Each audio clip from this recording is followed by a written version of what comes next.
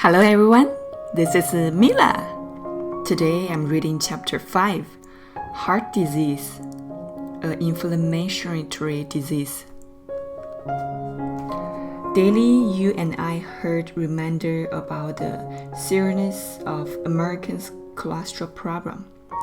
As I mentioned in the chapter 2, heart disease is the number one cause of death in the United States. Like me, you probably assume that such statistic and much of the media suggests cholesterol is the cause of heart disease. If so, you may be stunned as I was learning that cholesterol is not the culprit behind heart disease. The inflammation of blood vessels. My research revealed that more than half of heart attack patients in the United States have normal cholesterol level. And can you guess that what I discovered significantly reduce or eliminate our entire inflammation of blood vessels? That's right, nutritional supplements. This finding is revolutionary to the treatment and prevention of heart attack. Rather than concentrating on only lowering cholesterol, you needed to understand the necessary step to decrease the cause of inflammation of your arteries. This approach has significant dramatic implications in the prevention and reversal of heart disease. What is cholesterol? Do you know that elevated cholesterol in the blood vessel was not always considered a risk factor for coronary artery disease and stroke? When I was beginning practicing medicine in 1972, we considered any cholesterol level less than 320 are normal. I distinctly remember telling patients who had cholesterol level of 280 or 310 not to worry about it because their cholesterol level were normal. It really wasn't until the late 70s that we began to realize the higher the cholesterol level, the greater risk of developing heart attack or stroke.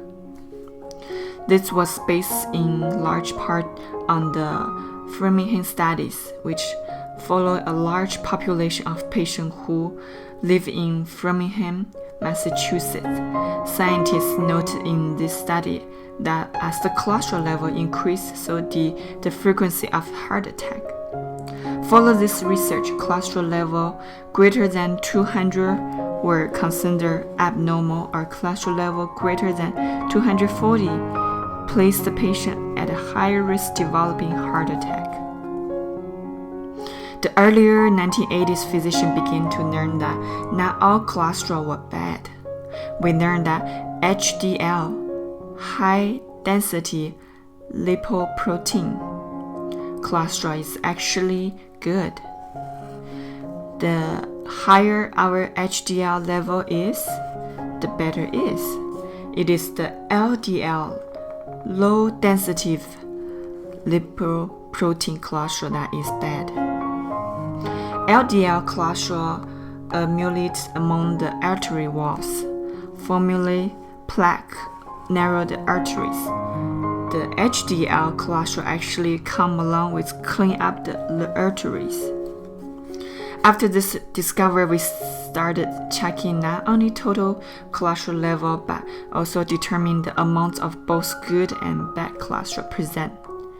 We calculate a ratio by dividing the total cholesterol by the HDL cholesterol. The lower this ratio is, the better off the patient when it comes to heart disease. And it is now common practice to routine check both HDL and LDL cholesterol level. Needless to say, we all actually occur aware of importance of cholesterol and the detrimental effects of LDL cholesterol. What I have shared with you so far is pretty common knowledge. Are you ready for the uncommon knowledge? LDL cholesterol is really not bad. God didn't make a mistake when He created. Native LDL cholesterol, the kind that the body originally made, is good. In fact, it's essential for building good cell membranes. Other cells parts and many different hormones that our body need. We could not live within or without it. In fact, if we don't get enough from our diet, our body will actually make this form of cholesterol. Problems begin to occur only when free radical change oxidative native the LDL cholesterol. This is a modified LDL cholesterol that is truly bad. In 1989, issued a New England Journal of Medicine. Dr. Daniel Steinbergs procured that if patient had adequate antioxidant on board to quell oxidative, the LDL cholesterol will not be becoming bad. In the years since Dr. Steinberg's theory was released, hundreds of studies have been conducted in an attempt to either proving or disprove his theory. You can appreciate why scientists and research met Dr. Steinberg's new theory with such enthusiastic. After all of the approach 1.5 million heart attack in the United States this year alone, almost half of these patients will be under the age of 65.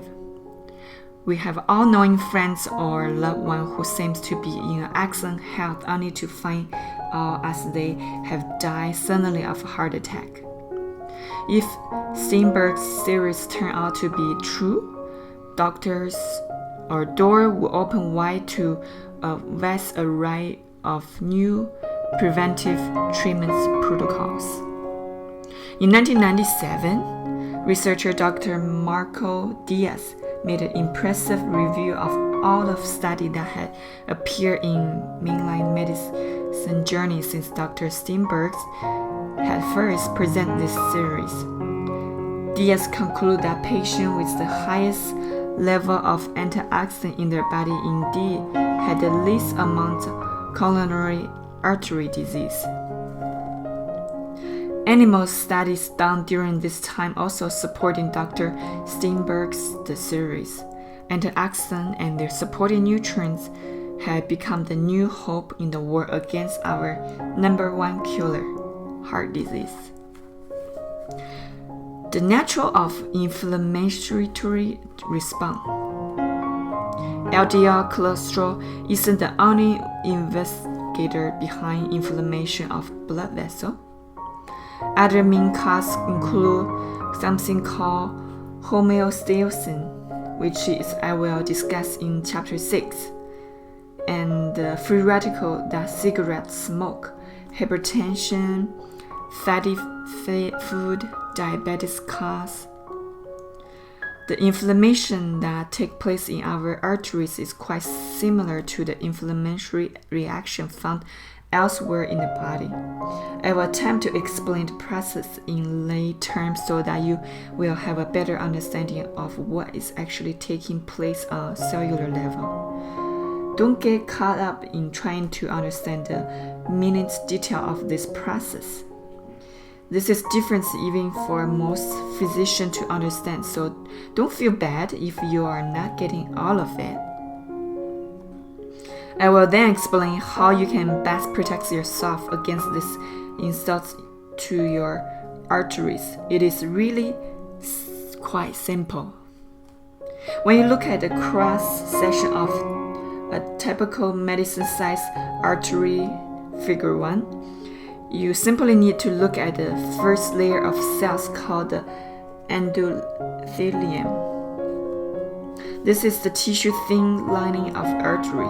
Everything that I'm going to talk about involving this thin layer of cells and the area just under the lining surface called the subdural lining space. See figure 2. Step 1. The initial insult to the endothelium. The endothelium is the extremely sensitive layer or lining that is vulnerable to even slightly irritation. Almost all research scientists now believe that hardening of the artery begins when oxidative stress may damage or irritate this single-cell liver. Oxidized LDL cholesterol, homocysteine, and excessive free radical cause oxidative stress that injure the endothelium. This occurs when native LDL cholesterol is able to pass into the area just breathing in a layer of artery called the subendothelial space, where it becomes oxidized. This cholesterol begins to irritate the lining of artery. Step 2. Inflammation response. Our body have a defense system designed to protect this endothelium of the artery. Mainly in the event of an injury, our body responds by sending in certain white cells, mainly monocytes, in an attempt to eliminate the harmful oxidized LDL cholesterol. Here is the term of monocytes start grappling the enemies in the attempt to minimize the irritation to the endothelium. If this inflammatory response is successful, the problem is over and none of the artery will be repaired. But this is not what actually happened. Think about a monocytes as a white minivan. As they drive around, picking up children and letting them off in their proper place. It is limited to numbers of children it can carry at any one time because it has only so many seats and seatbelts. On a good day, the same is true for monocytes. When we are healthy, they zoom around, packing up native LDL cholesterol and dropping off their native LDL cholesterol. Just like a minivan, monocytes can carry only so many native LDL cholesterol per liter at a time. It's also known as a natural feedback mechanism. When native LDL cholesterol become oxidized, the cholesterol particles are no longer harmless with little children. Instead, they now pose a threat to the body, and the monocytes picking them up with a total different method. Monocytes continue to gather the delinquent oxidized LDL cells, but they don't let any out. This would be like a gang of several obese juvenile clambering into the minivan through the rear door without its driver having any control whatsoever on the number of kids getting in. If this were to happen, the van would be immobilized and soon begin to jam up the traffic. When the monocytes encounter bad cholesterol, it is the similar fix because there is no naturalized feedback mechanism. The monocyte gets cramped so full of oxidated LDL cholesterol fat that it's become foam cell. This is just like what you are picturing in your mind. It is a cell that looks like a ball of fat.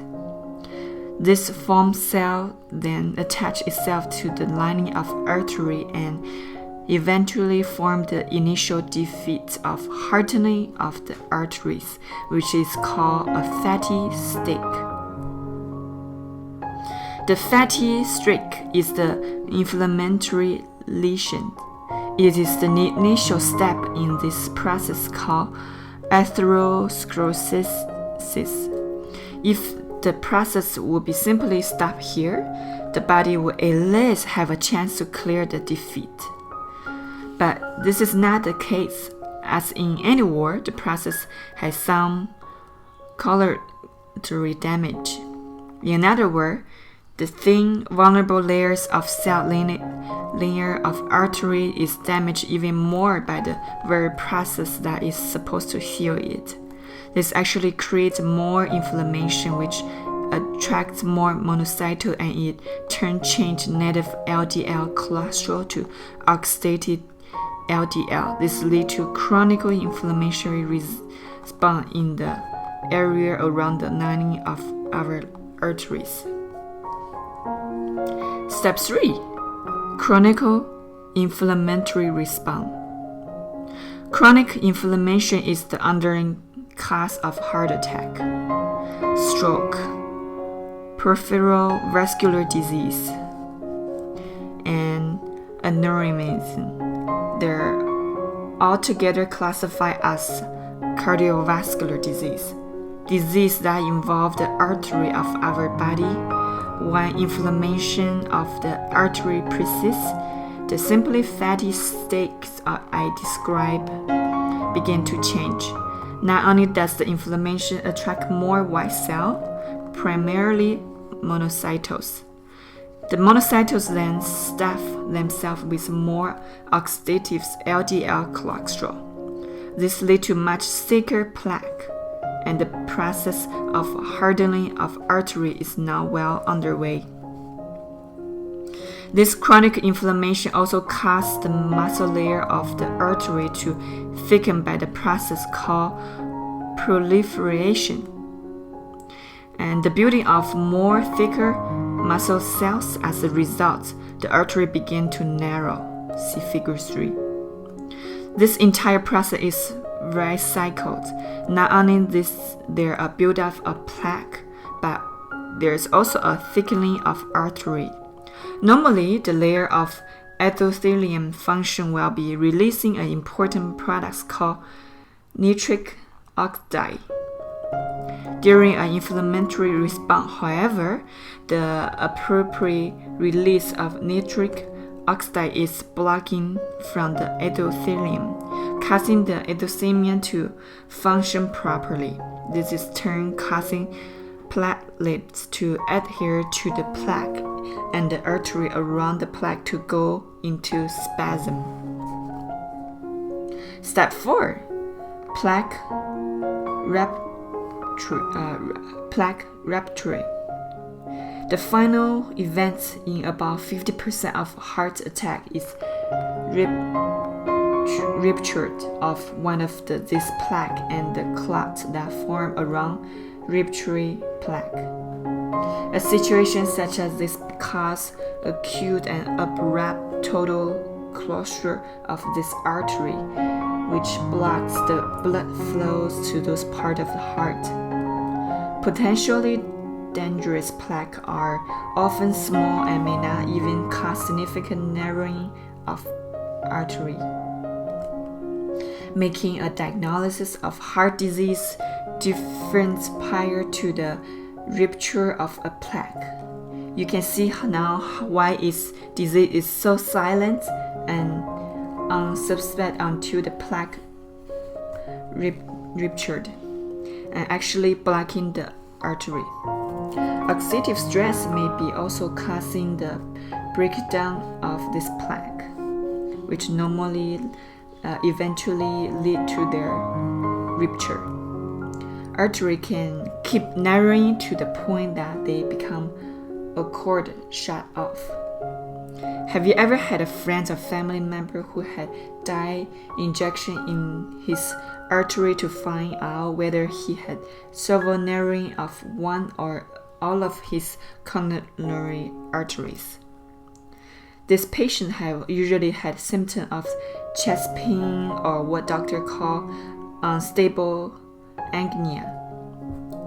In the situation like this, doctor either open vessel via angioplasty, blooming of the artery, or bypass this blockage with the surgery. If you were spending a day following a cardiologist or cardiovascular surgeon around the hospital, you will soon realize he has to spend the majority of his time putting out fire. He typically treats patients who are at the end of the inflammatory process. This which entire focus on attempting heroology to save a life. Not much time is left to teach patients about the lifestyle changing necessary to slow down or even hopefully reverse this devastating disease, prevent the end of this service in the future. True prevention, what the research say. The good news is that antioxidants and their supporting nutrients can eliminate or at least significantly reduce all the cause of inflammation in the artery. Hundreds of clinical studies look at the heart disease report significant health benefit with the use of a nutritional supplement. Let's now look at each individual nutrient, see what its particular role in slow down preventing this inflammatory reaction. Vitamin E. Vitamin E is the most important antioxidant when it comes to hindering the process of hardening of the arteries. The main reason vitamin E provides such a powerful defense is the fact that the fat soluble make it the most potent antioxidant within the cell wall. Vitamin E actually incorporates itself within LDL cholesterol. The higher the vitamin E level within the cell membrane of the native LDL cholesterol, the more resist LDL cholesterol is to become modified or oxidized. Whether the native LDL cholesterol goes, the vitamin E travels right along with it. It is important to understand that I mentioned earlier LDL cholesterol does not become oxidized within the artery itself, but only when it travels through the thinner layer into the subdural space.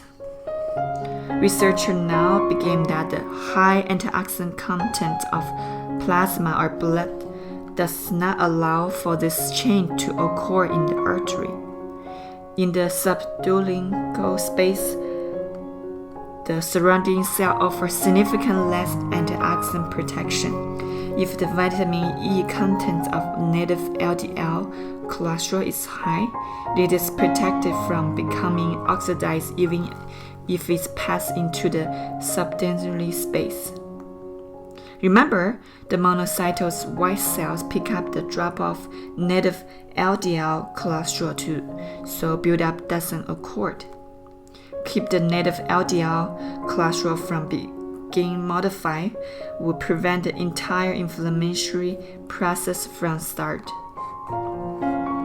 Vitamin C. Research study shows that vitamin C is the best antioxidant within the plasma fluids of blood primarily because it's water soluble. Vitamin C supplement has been showing a preserve and protective function of endothelium. Remember, endothelium dysfunction is at the core of this inflammatory process, since maintaining the integrity of the thin layer of the artery is of utmost concern. Numerous studies has appeared involve supplemental vitamin C to either prevent disease or cardiovascular disease. Vitamin C also proven effective in protecting LDL cholesterol from being oxidized within both plasma and subdural space. Yet another benefit of vitamin C has ability to regenerate vitamin E intracellular glutathione so they can be used again and again. Glutathione is the most potent intercellular antioxidant that is present within the cell. Patients with known coronary artery disease have lower level of glutathione within their cells than people who those arteries are healthy. Glutathione is a key antioxidant because it contains all the cells surrounding the subdural space. Where you take the nutrients needed for the cells to make more glutathione, like selenium, vitamin B2, niacin, and NUTRITIONal L-cysteine. You are improving the body's overall antioxidant defense system. Bioflavonoids. Thousands of bioflavonoids exist within our fruits and vegetables. Here is the rule of thumb. The more varied color of your fruits and vegetables, the greater variety of bioflavonoid you will get. These extremely potent antioxidants also have some anti-allergen and anti-inflammatory properties. Red wine, grapeseed extract juice have produced called polyphenol, for example, which have been shown to decrease the formation of oxidized LDL cholesterol. They are also help protect the integrity of the endothelium. Grapeseed extract is believed to be best bioflavonoid antioxidant in helping prevent chronic inflammatory disease. Nutrition medicine, true prevention. Researcher scientists are discovered that the root cause of heart disease is inflammation results from oxidative stress. Now, clinical practice physician like me needed to take this information and make it particularly useful for you, the patient, but both physician and researcher have a tendency to treat basic nutrients as a drug. That is, they test the body's response to just one nutrient at a time so they will learn its exactly potential. For example, they will conduct a study within vitamin E, then a respective study will look at vitamin C, then a separate study will examine the effect of beta-carotene. Occasionally, a clinical trial does not show any significant health and physician researchers hesitate in recommending that particular nutrient. This is what creates a controversy. You see medicine that particular nutrition in the media and in the medical literature. Physicians want to know beyond any shadow of doubt that a particular nutrition will help before they will go any shadow of doubt that particular nutrition on the record to record any form of nutritional supplement. But they are missing all the important synergistic effects of nutritional medicine. This refers to the way antioxidants work together. To hate oxidative stress, the body needs enough antioxidant to handle all the free radicals, and the antioxidant need all of the supporting nutrients to do their job well. These ingredients work in synergy as they accomplish the optimal goals of defensive oxidative stress. I suggest that my patient provide all the nutrients to the cell and tissue at the optimum level. I want to stop this inflammatory process from even getting started. Therefore, I recommend that they have highest level of vitamin E possible within the LDL cholesterol itself in order to protect it from becoming oxidized. I have found that my patient needed to have optimal level of vitamin C to protect the integrity of the endothelium, decrease the oxidation of the LDL cholesterol, and regenerate the vitamin E, glutathione, beta-carotene, along with all the different type of carotene. It's also necessary to help preventing or slow down this process. I want to build up the glutathione levels within the cell by giving the body its precursors, selenium, vitamin B2, N-L-cysteine, and niacin in the next chapter. You will also learn the importance of folic acid and vitamin B6 and B12 is reducing the risk of cardiovascular disease. Again, all of these nutrients work together either to eliminate or decrease inflammatory arteries. The synergist effect of supplemental all of these nutrients together is the key. This is why cellular nutrition is so critical to our health. In the next chapter, meet the new kids on the block. Homocysteine. Thank you for listening. Next chapter, I will reading the new kids on the block. See you next time.